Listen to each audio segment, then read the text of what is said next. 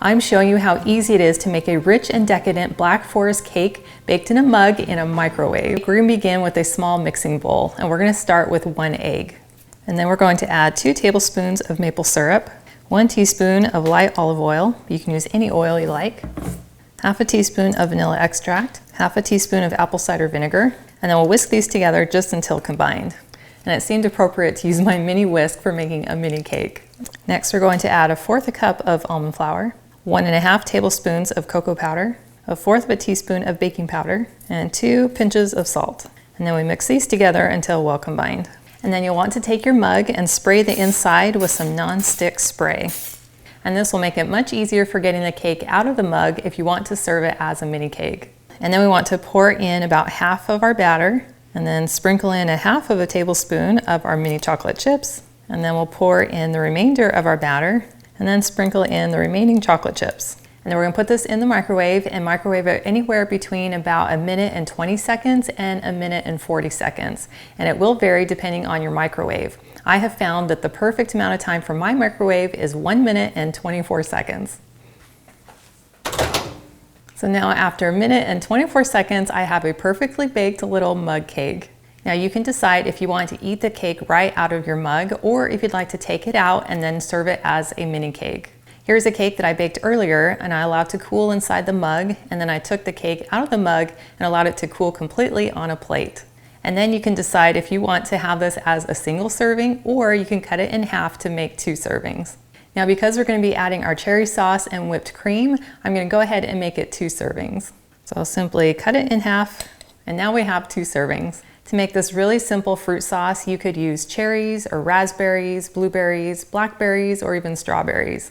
So we're going to start with 1 cup of either fresh or frozen fruit, and then we'll add it to our pan over medium heat.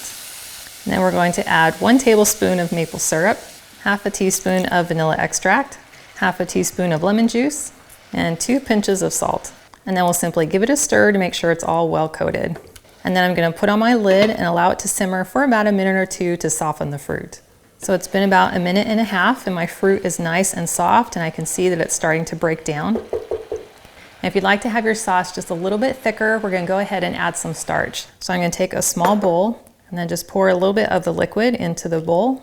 And then I'll add 1 teaspoon of tapioca starch and stir that into the warm liquid so it can dissolve. And then I'll pour the liquid back into the pot. And then I'll just give it a quick stir to make sure it's all well combined. I can see that's already starting to thicken up the sauce. And then I'll let it simmer for about another 30 seconds just to make sure it's all well incorporated. Well, this sauce is now at the perfect consistency, so I'm going to go ahead and turn off the heat. And then I'll transfer it to my bowl so it can begin to cool. You can decide if you'd like to have it a little bit on the chunkier side. I prefer to have my sauce blended smooth, so I'm going to go ahead and add it to the chopper cup with my immersion blender.